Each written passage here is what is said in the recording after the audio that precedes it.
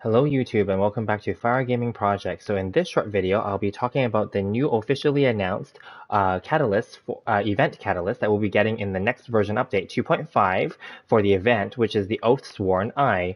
And we during the main event, which is the Three Realms Gateway event for the Enkanomiya region. Okay, so make sure you guys have that region unlocked so that you can explore it for the event. Now, having said that, before we get into the video, make sure that you guys are subscribed, hit the like button, hit the notification bell, thumbs up of course, and please feel free to join my Discord server and feel free to interact with myself and the other members there as well. Also feel free to leave your comments and your questions in the video comments below, and or check out my other videos and do the same as well. Thank you so much, it's much appreciated. So having said that, I just released a video right before, several videos actually today, talking about the new banners that have been announced for Yae Miko, her character, and the 4 stars associated with her. So check that out, as well as her weapon, Kagura's Verity, and the Jade Cutter rerun banner for weapon banner, and the 4 stars as well. Check that out. And right before this one, I talked about the Kagura's Verity versus the Witsith and the Black Cliff Agate, both the crit damage basic 4-star weapons. Check that out as well. In addition to that, in that video, I also talked about the crit rate weapons and the elemental mastery weapons, such as the Lost Prayers, the Solar Pearl, the Sacrificial Fragments, and the Map of Mare. So I do talk about all that there, so check that out. In this video, though, I will be talking about the Oathsworn Eye, and I will be comparing it to the Skyward Atlas and the Memory of Dust. So let's get to it. Okay. Also, just so we're clear, I will also talk about the Jotoko Tails, any of the attack-based percentage ones, and the energy recharge ones as well. So do keep that in mind. As you will also see on the screen, I actually do not own a Skyward Atlas or Memory of Dust, but I do have the information here, so I will verbally read it out just as a refresher for anyone who cannot see it on the screen, of course. So first of all, let's just talk about the Oathsworn Eye in a very summative, quick way. It's going to be an attack percentage substat weapon, and it will have a passive that is basically increasing energy recharge, just in a nutshell, okay? So it's going to be, the Oathsworn Eye is going to be a pretty basic and universal weapon. It is in the shape and form of a clam shell, kind of. So it's meant to be kind of for Kokomi, but technically it's for any one of the catalyst users that you can see on the screen that you may own. Okay, it's going to be universal. It's not going to be the best in slot for any of the characters, and it's not going to come close to any of the best in slot weapons for any of the characters. Okay, I can tell you that right now. But it will be a nice weapon to have, and we will be able to level it up to 90 out of 90 with a discounted rate because you get 1.5 times experience during the event period as per any previous event event, and we will be able to get it to R5. Now, whether or not you want to level up to 90 and use your resources that way, knowing that it's a very basic universal weapon, it's up to you, right? But at least get all the refines and then refine it to R5, right? You know, so yeah, so just keep that in mind. Now, I don't personally have a character in mind that I wanted to use for this. I'll be honest, before the official release, I wasn't sure where I could place it because I do plan to get to level 90, and that's my plan. That's my plan, to get to R5, of course. And then I originally thought I would give it to Kokomi, but now that I've been using Kokomi with the Thrilling Tales, as you can see on the screen here, I'm probably not going to switch her off of that. So, and also she does better with the HP subset anyway. I don't have the prototype Amber for her, and I've talked about that before time and time again, and I don't have the Everlasting Moonglow Donut for her either. I'm not going for that. So those I don't bother with because I'm not trying to like heal to increase her healing, and I'm not going to go for her Moonglow because I don't need to. I don't feel that it's necessary. It's good for her and Barbara only, and I don't really care that much. So I'm just going to leave her with Thrilling Tales. Now that's just a quick aside, okay? But the Oathsworn Eye, the one that everyone's going to be wondering is, will this weapon be good for Yae Miko? And I'm going to leave it as we will see if she has energy recharge issues. Because if she does have energy recharge issues, then the Oathsworn Eye could work for her. And because we will be able to get it to R5 and to level 90 during the event, it might be a good option just to give it to her as a placeholder event, okay? It's not going to be her best in slot, but at least because we will be getting it and leveling it up during the event, then, you know, it may be okay to just give it to her if you guys are lucky, or if you are lucky enough to get her, okay? So just keep that in mind. Now, having said that, let's quickly first talk about the 5-star weapons that I'm comparing it to, and then I'll talk about the other energy recharge and attack percentage weapons as well. So I don't have the Memory of Dust, but I'm going to quickly talk about that first. So the Memory of Dust, just to put it in a nutshell, it's also an attack percentage substat weapon. and it's 5-star. It increases the shield strength by a percentage, and depending on your refines, of course. And you can also increase your attack percentage as well with maximum 5 stacks. Okay, so and also if you're protected by a shield, it doubles the effect essentially. So the Memory of Dust is technically supposedly Ningguang's best in slot, but it's actually not that like specific. It could be kind of universal, but it's not like a must-have weapon either. That's why I don't have it. It kind of, I think it came back on a rerun once or twice already, and I didn't go for it. I didn't go for it at all ever. So I would say if you have the Memory of Dust, and if you have characters that are currently sitting with and not using it, if it's just sitting in your inventory, then maybe you could consider giving the Memory of Dust possibly to Yaimiko and then not bother going for her Kagura's Verity. I think that's okay, because then you can just team her up with someone that can shield her and then she would just get double the effect. It's not a bad weapon, Memory of Dust. Now, in terms of if you were comparing that to Oathsworn Eye, just so we're clear, Oathsworn Eye is a 4-star weapon and Memory of Dust, and the next weapon I'm going to be talking about is the Skyward Atlas. Both are 5-star weapons. I will just tell you right now, and as opened this video with, Oathsworn Eye is a universal weapon that's basic. It's not going to be the best in slot, whereas the Memory of Dust and the Skyward Atlas are also not best in slot, but they are 5-star weapons at the very end of the day. They will definitely blow the Oathsworn Eye out of the water. So if you have those two weapons already, then definitely you may not even bother needing to level up your Oathsworn Eye to just collect them during the event. That's my final conclusion for this, but I will continue, of course.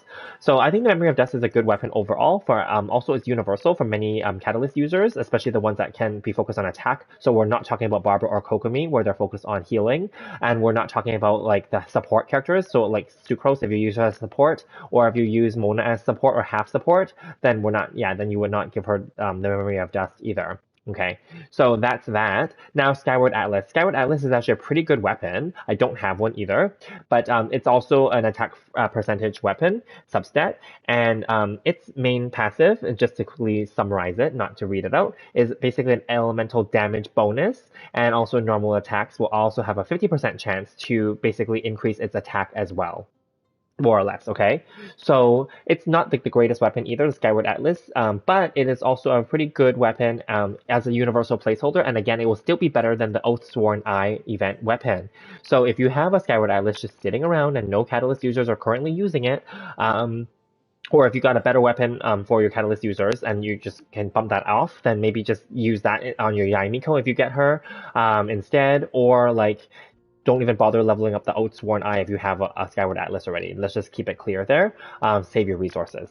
But still collect it, of course. The Skyward Atlas is still going to be a universal weapon for a majority of, again, similarly to the Memory of Dust, for most of the attack-focused or sub-attack-focused characters. So again, we're not talking about for Kokomi unless you want to turn her into like an attacker, or like Sucrose or Barbara, okay? So we'll leave it at that. Now, if we're going to compare the Oathsworn Eye to other attack percentage weapons, so Dodoko Tails. This was another former event weapon that was limited for 1.6. So for those of you who have this, as you can see on the screen, its normal attack will increase the charge attack, etc. So this is basically a nice bonus for those characters that do use charge attacks, such as Klee and Ningguang and Yanfei, okay?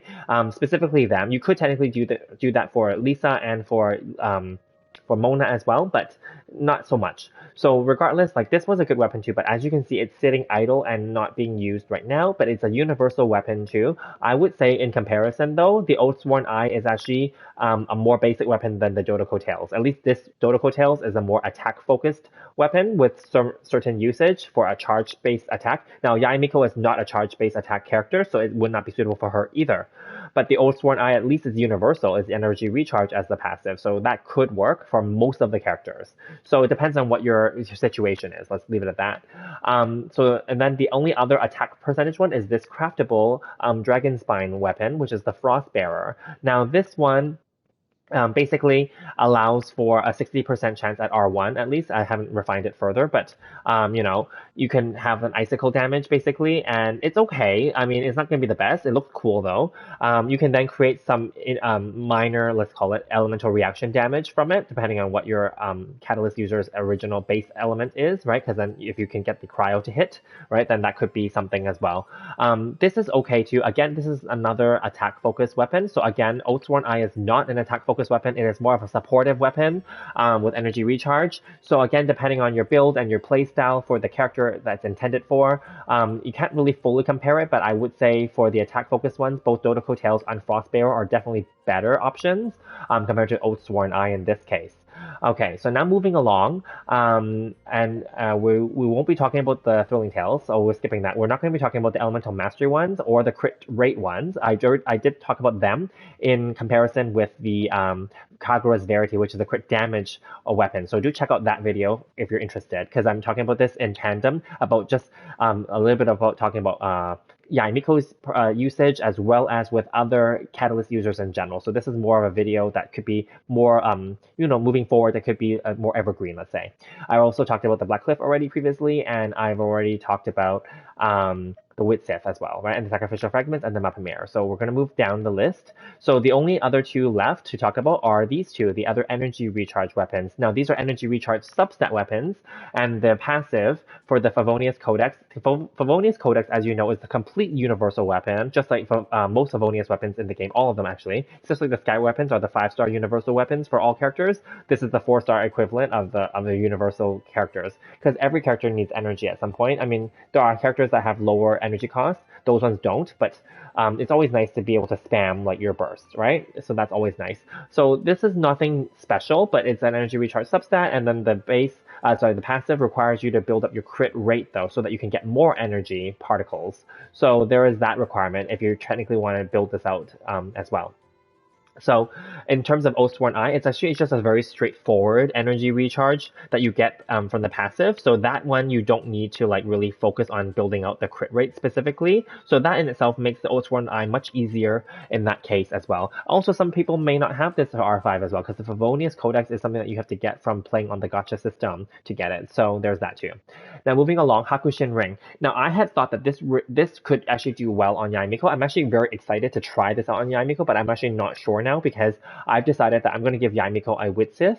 I've already talked about that in previous videos, but anyway, this would have been an interesting alternative, since also because the backstory is about a shrine maiden, etc. as well, and Yaimiko is the head priestess of the Narukami shrine, so that's why I thought, okay, it would work with her as well, and the color scheme and everything, and the overall motif. But that aside, aesthetically, also because it has an electro trigger for the elemental reactions, and that I thought would go well. And I feel that Yaimiko is going to have energy issues. I'm going to be honest, I do feel that she will. All the Inazuma characters so far have energy issues, and they have had energy as part of their kit, because that's kind of the theme of overall of Inazuma. And keeping in mind Raiden Shogun, who will be rerunning on 2.5 as well, she herself, her best weapon is Engulfing Lightning, which also has an energy recharge substat.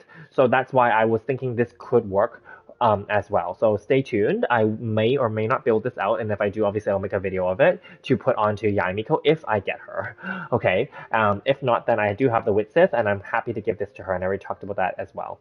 So this one is a pretty good weapon because of the fact, like I just said, it's energy recharge substat already, so you have a guarantee there, and the passive is for elemental reactions and elemental damage. So I think this is not a horrible option for Yaimiko. Now, is this weapon good for other characters? This could work on Elisa. I've seen people use it on a Mona, surprisingly, for like a taser comp, and I've seen them use it on a Sucrose as well, similarly for a taser comp as well, and also seen people use this on Kokomi too. So, and of course Lisa. So I think this is okay for those characters. It's not going to be okay for Ningguang, Klee, or Yanfei. And not many people use Barbara, but I guess Barbara could be thrown into the mix there too. So yeah, anyway, those are my thoughts on all the weapons now. Now I've covered every single type of catalyst in the game, aside from Prototype Amber, which is another HP and healing one, and similar to the Everlasting Moonglow, which is HP and has some attack on there. Those are very specific weapons for healer catalyst users, such as Kokomi and Barbara. I'm going to leave them out for now, because I also don't feel that they're comparable to the Oathsworn Eye or to Kagura's Verity, because they do have HP on them, or HP related stats, so we're not going to talk about those specifically here, but just to cover that off here at the end of the video as well. Hopefully you found this informative and helpful. Please feel free once again to leave a like and hit the subscribe button, and please check out my other videos and let me know in the comments what your guys' thoughts are on the Oathsworn Eye. Do you guys have a character that you're going to pair it with and give it to? Are you guys going to level it up to level 90 out of 90 during the event? Let me know in the comments, or maybe even let me know like who you're planning to what weapon you're planning to give to your Yae Miko. As I've said already, I will be giving Witsith to her and possibly the Hakushin Ring, so we'll see. I will leave it at that, and I'll see you guys in another video. Thank you guys so much, and stay tuned for more. Thanks.